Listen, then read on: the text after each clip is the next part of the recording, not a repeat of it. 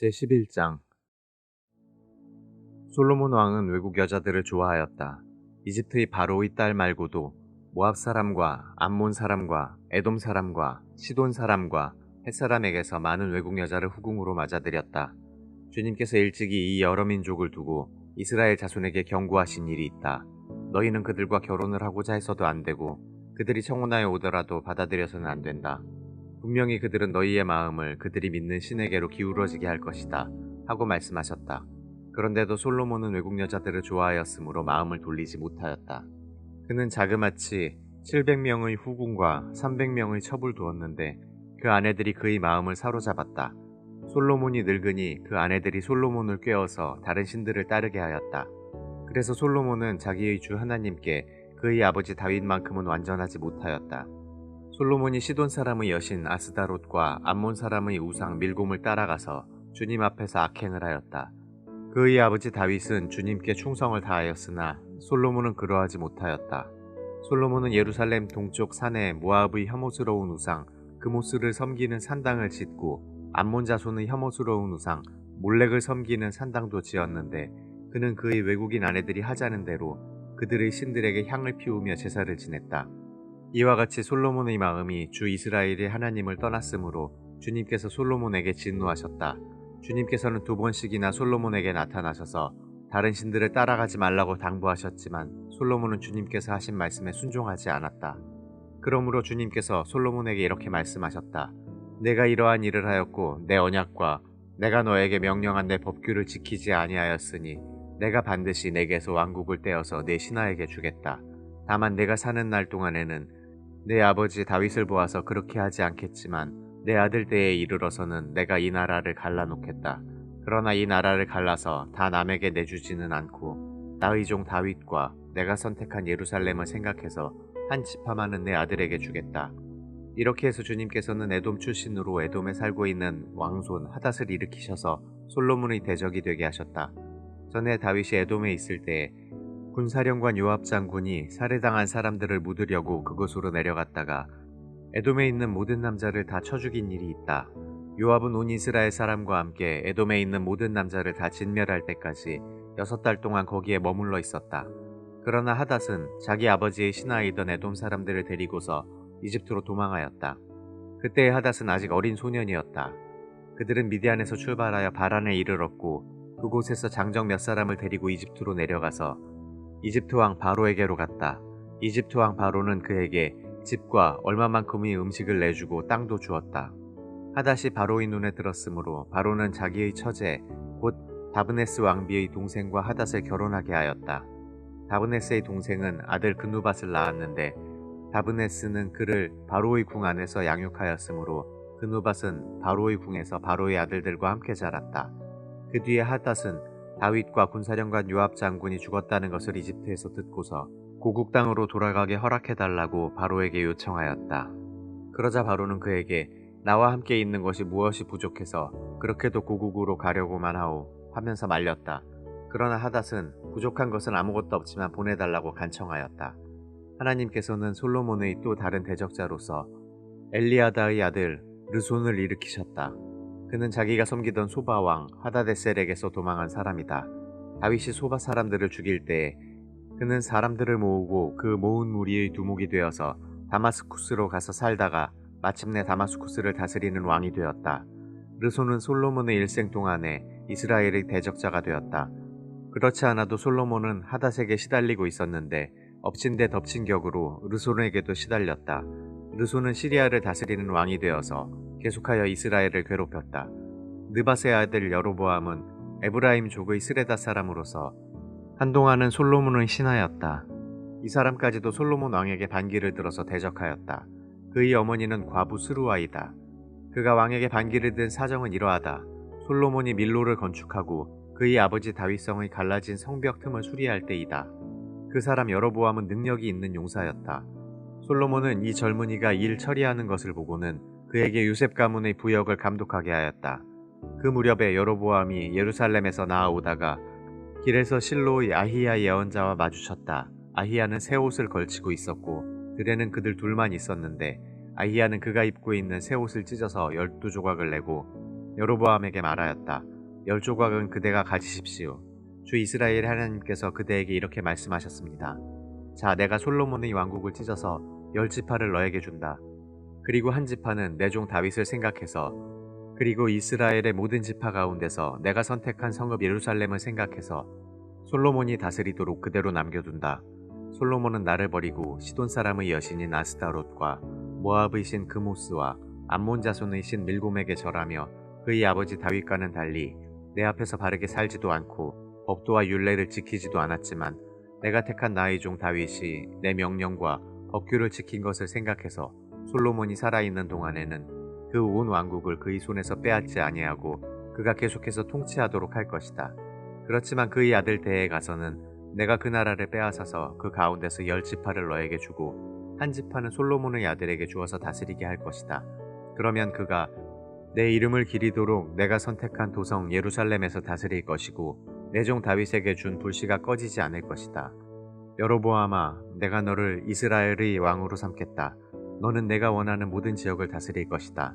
내가 나의 종 다윗이 한 것과 같이 내가 명령한 모든 것을 따르고 내가 가르친 대로 살며 내 율례와 명령을 지켜서 내가 보는 앞에서 바르게 살면 내가 너와 함께 있을 것이며 내가 다윗 왕조를 견고하게 세운 것 같이 내 왕조도 견고하게 세워서 이스라엘을 너에게 맡기겠다.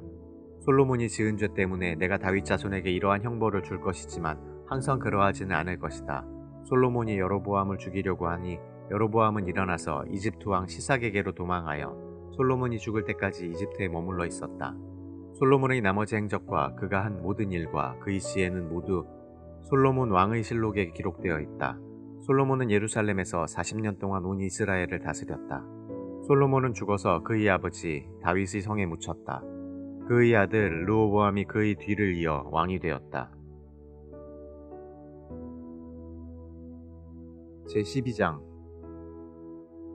온 이스라엘이 르호보암을 왕으로 세우려고 세겜에 모였으므로 르호보암도 세겜으로 갔다. 느밧의 아들 여로보암도 이 소문을 들었다. 그때에 그는 솔로몬 왕을 피하여 이집트로 가서 있었다. 이집트에서 사람들이 여로보암을 불러내니 그가 이스라엘의 모든 회중과 함께 르호보암에게로 가서 이렇게 말하였다. 임금님의 아버지께서는 우리에게 무거운 멍에를 메우셨습니다.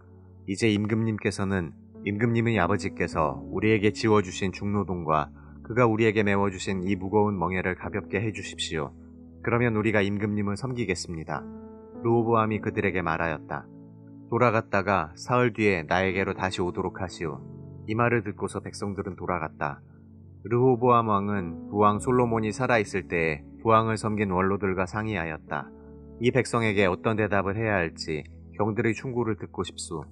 그들은 르호보암에게 이렇게 대답하였다. 임금님께서 이 백성의 종이 되셔서 그들을 섬기려고 하시면 또 그들이 요구한 것을 들어주시겠다고 좋은 말로 대답해 주시면 이 백성은 평생 임금님의 종이 될 것입니다. 원로들이 이렇게 충고하였지만 그는 원로들의 충고를 무시하고 자기와 함께 자란 자기를 받드는 젊은 신하들과 의논하면서 그들에게 물었다. 백성들이 나에게 부왕께서 메워주신 멍에를 가볍게 하여 달라고 요청하고 있소. 이 백성에게 내가 어떤 말로 대답하여야 할지 그대들의 충고를 듣고 싶소. 왕과 함께 자란 젊은 신하들이 그에게 말하였다. 이 백성은 임금님의 아버지께서 그들에게 메우신 무거운 멍에를 가볍게 해달라고 임금님께 요청하였습니다. 그러나 임금님께서는 이 백성에게 이렇게 말씀하십시오. 내 새끼손가락 하나가 내 아버지의 허리보다 굵다. 내 아버지가 너희에게 무거운 멍에를 메웠다. 그러나 나는 이제 너희에게 그것보다 더 무거운 멍에를 메우겠다. 내 아버지는 너희를 가죽 채찍으로 매질하였지만 나는 너희를 쇠채찍으로 치겠다 하고 말씀하십시오. 왕이 백성에게 사흘 뒤에 다시 오라고 하였으므로 여로보암과 온 백성은 사흘째 되는 날에 르호보암 앞에 나아왔다. 왕은 원로들의 충고는 무시하고 백성에게 가혹한 말로 대답하였다. 그는 젊은이들의 충고대로 백성에게 말하였다.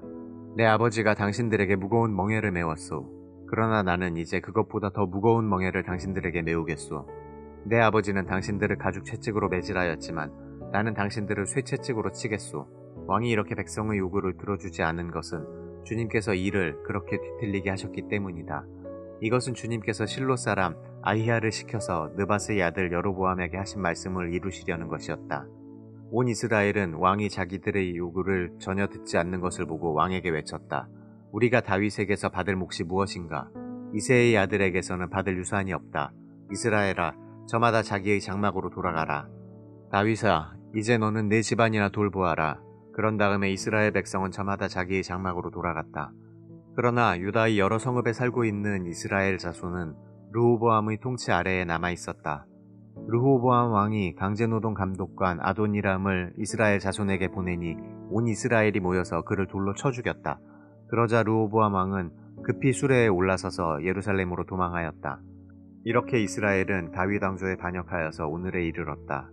이 무렵에 온 이스라엘 백성은 여로보암이 돌아왔다는 소식을 듣고서 사람을 보내어 그를 총회로 불러왔으며 그를 온 이스라엘을 다스리는 왕으로 추대하였다.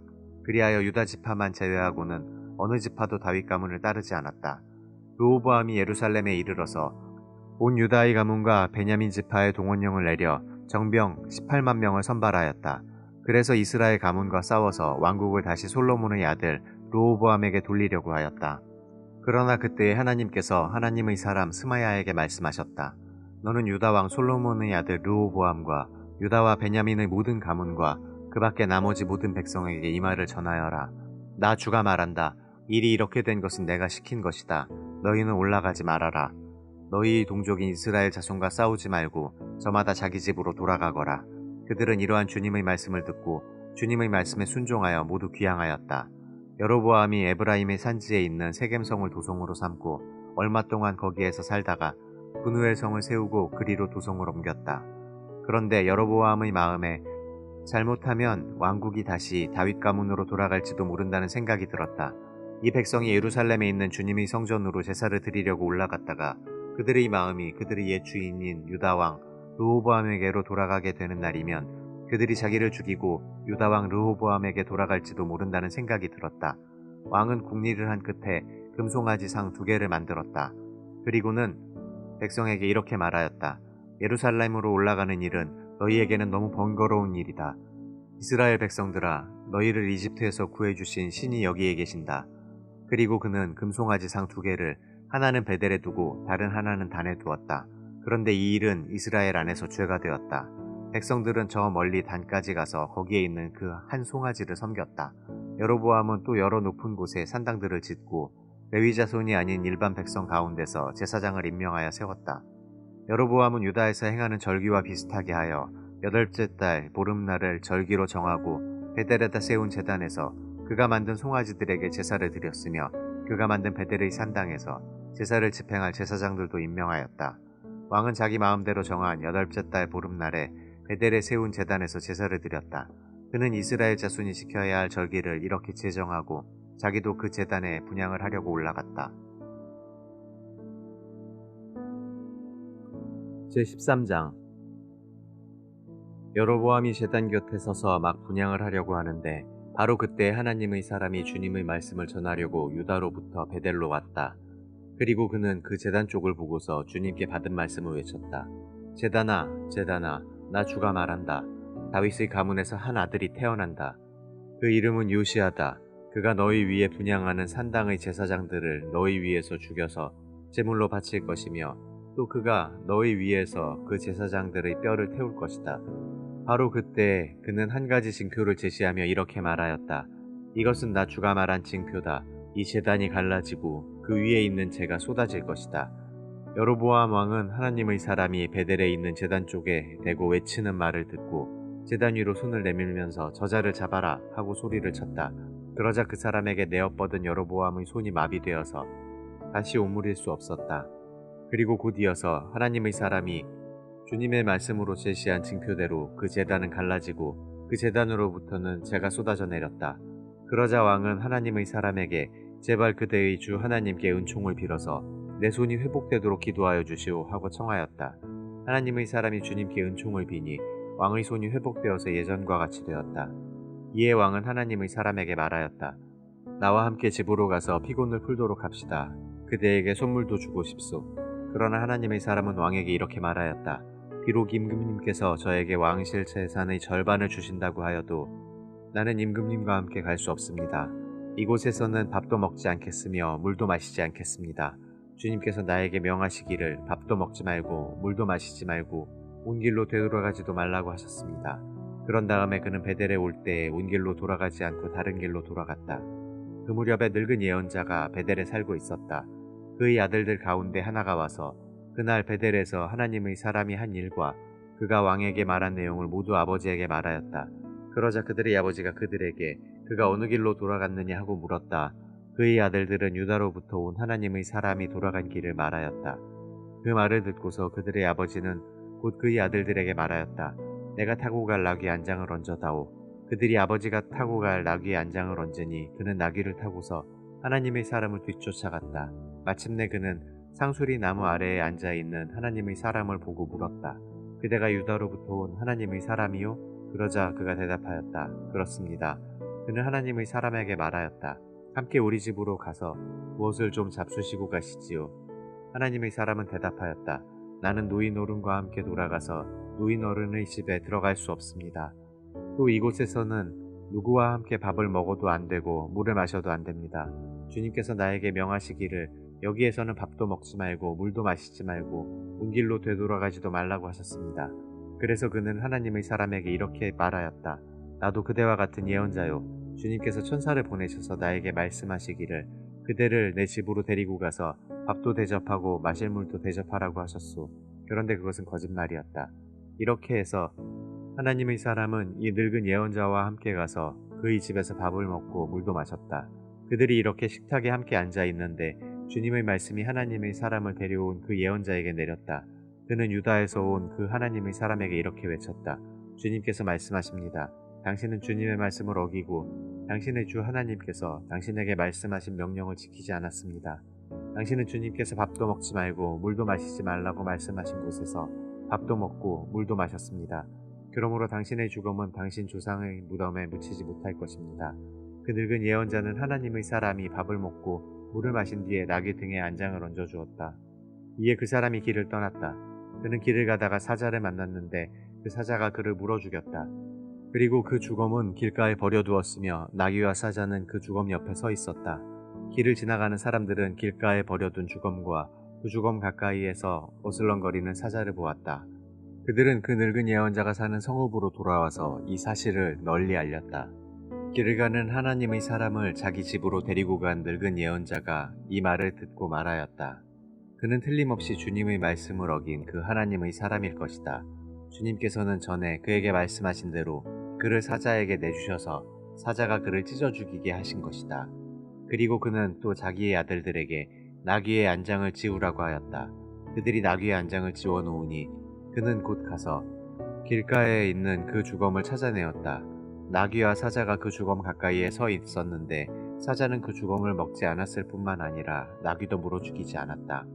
예언자는 하나님의 사람의 주검을 나귀 등에 싣고 자기의 성읍으로 옮겨와서 곡을 한 뒤에 묻어주었다. 그 주검을 자기의 무덤에 안장하고 나서 그 늙은 예언자는 아이고 내 형제여 하면서 통곡을 하였다. 장사를 마친 뒤에 그는 자기 아들들에게 말하였다. 내가 죽거든 너희는 나를 이 하나님의 사람이 묻힌 곳에 같이 묻어다오.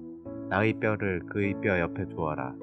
그가 주님의 말씀을 받아서 베델에 있는 제단과 사마리아 성읍 안에 있는 모든 산당을 두고 외친 그 말씀이 그대로 이루어질 것이다.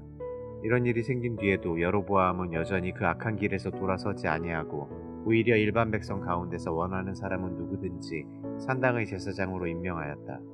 그런 일 때문에 여로보암 가문은 죄를 얻었으며 마침내 땅에서 흔적도 없이 사라졌다. 제14장 그때 여로보암의 아들 아비야가 병들어 누웠다. 여로보암이 자기 아내에게 말하였다. 변장을 하고 나서시오. 당신이 여로보암의 아내라는 것을 사람들이 알아차리지 못하도록 하고 실로로 가시오. 거기에는 아히야 예언자가 있소. 그가 바로 내게 이 백성을 다스리게 될 것이라고 말한 예언자요. 당신은 빵 10개와 과자와 꿀 한 병을 들고 그에게로 가시오. 그리하면 그는 이 아이에게 어떤 일이 일어날 것인지를 당신에게 알려줄 것이오. 여로보암의 아내는 그와 같이 하고 실로로 가서 아히야의 집에 이르렀다. 아히야는 나이가 들어서 눈이 어두워졌으므로 사람을 잘 알아보지 못하였다. 주님께서 아히야에게 미리 말씀하셨다. 여로보암의 아내가 자기의 병든 아들의 일을 물으려고 내게로 올 것이다. 너는 그에게 내가 일러준 대로 말하여라. 그는 올 때에 변장을 하고 다른 사람인 것 같이 차릴 것이다. 왕의 아내가 문에 들어설 때에 아히야는 그의 발소리를 듣고 이렇게 말하였다. 여로보암의 부인께서 오신 줄 알고 있습니다. 들어오십시오. 그런데 어찌하여 다른 사람인 것처럼 변장을 하셨습니까? 불행하게도 좋지 않은 소식을 전해야 하겠습니다. 집으로 돌아가셔서 여로보암에게 이 말을 전하십시오. 나 주 이스라엘의 하나님이 말한다. 내가 너를 백성 가운데서 높여서 내 백성 이스라엘의 지도자로 임명하였고 다윗의 가문으로부터 왕국을 쪼개어서 내게 주었지만 너는 내 종 다윗처럼 살지 않았다. 다윗은 내 명령을 지키고 내가 보기에 올바르게 행동하였으며 마음을 다해서 나를 따랐다. 그러나 너는 너보다 앞서 있던 모든 왕들보다 더 악한 일을 하여서 다른 신들을 만들고 우상을 부어 만들어서 나의 분노를 격발시켰다. 결국 너는 나를 배반하고 말았다. 그러므로 내가 여로보암의 가문에 재난을 내리겠다. 여로보암 가문에 속한 남자는 종이거나 자유인이거나 가리지 않고 이스라엘 가운데서 모두 끊어버리겠다. 마치 사람이 쓰레기를 깨끗이 쓸어버리듯이 여로보암 가문의 사람을 하나도 남기지 아니하고 다 쓸어버리겠다. 여로보암에게 속한 사람으로서 성읍 안에서 죽은 사람들은 개들이 먹어치울 것이고 성읍 바깥의 들에서 죽은 사람들은 하늘의 새들이 와서 쪼아먹을 것이다. 이것은 나 주가 하는 말이다. 이제 일어나서 집으로 돌아가십시오. 부인이 성읍 안에 들어설 때 아이는 곧 죽을 것입니다. 그런데 온 이스라엘은 그의 죽음을 애도하며 장사를 지낼 것입니다. 여로보암 가문에서는 그 아이만이 주 이스라엘의 하나님께서 보시기에 착하게 살았으므로 여로보암의 가문에 속한 사람 가운데서 그 아이만 제대로 무덤에 묻힐 수 있을 것입니다. 주님께서는 이스라엘을 다스릴 또 다른 한 왕을 세우실 터인데 그가 여로보암의 가문을 끊어버릴 것입니다. 이 일은 오늘 지금 이 순간에 일어날 것입니다. 주님께서는 이스라엘을 쳐서 물가의 갈대가 흔들리듯이 흔들리게 하실 것이며 그들이 아세라 목상을 만들어서 주님의 분노를 샀으므로 조상들에게 주신 이 좋은 땅에서부터 이스라엘을 뿌리째 뽑아내어서 유프라테스 강 저쪽으로 흩으실 것입니다. 여로보암은 자기도 죄를 지었을 뿐만 아니라 이스라엘까지 죄를 짓게 하였으므로 주님께서는 여로보암의 죄 때문에 이스라엘을 버리실 것입니다. 여로보암의 아내는 일어나서 그곳을 떠나 디르사로 돌아갔다. 그가 집 안으로 들어설 때 그 아이가 죽었다. 온 이스라엘은 그를 장사 지내고 그의 죽음을 슬퍼하며 애곡하였다. 모든 것은 주님께서 그의 종 아히야 예언자를 시켜서 하신 말씀대로 되었다. 여로보암의 나머지 행적, 곧 그가 전쟁을 어떻게 하고 또 나라를 어떻게 다스렸는가 하는 것은 이스라엘 왕 역대지략에 기록되어 있다. 여로보암은 22해 동안 다스린 뒤에 조상들과 함께 잠들고 그의 아들 나답이 그의 뒤를 이어서 왕이 되었다. 또한 솔로몬의 아들 르호보암은 유다를 다스렸다. 르호보암이 즉위할 때의 나이는 41살이었는데 그는 주님께서 자신의 이름을 두시려고 택하신 성읍 예루살렘에서 17회를 다스렸다. 그의 어머니의 이름은 나아마이며 암몬 여자이다. 유다도 주님께서 보시기에 악한 일을 하였다. 그들이 지은 죄는 조상들이 저지른 죄보다 더 심하여서 주님의 진노를 격발하였다.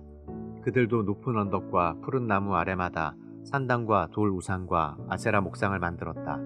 그 땅에는 신전 남창들도 있었다. 이와 같이 이스라엘 자손은 주님께서 그들 앞에서 내쫓으신 나라들이 지킨 그 혐오스러운 관습을 그대로 본받았다. 르호보암이 즉위한 지 5년째 되는 해에 이집트의 시사광이 예루살렘을 치러 올라와서 주님의 성전에 있는 보물과 왕궁의 보물을 다 털어갔다. 하나도 남기지 않고 다 가져갔다. 솔로몬이 만든 금방패들도 가져갔다.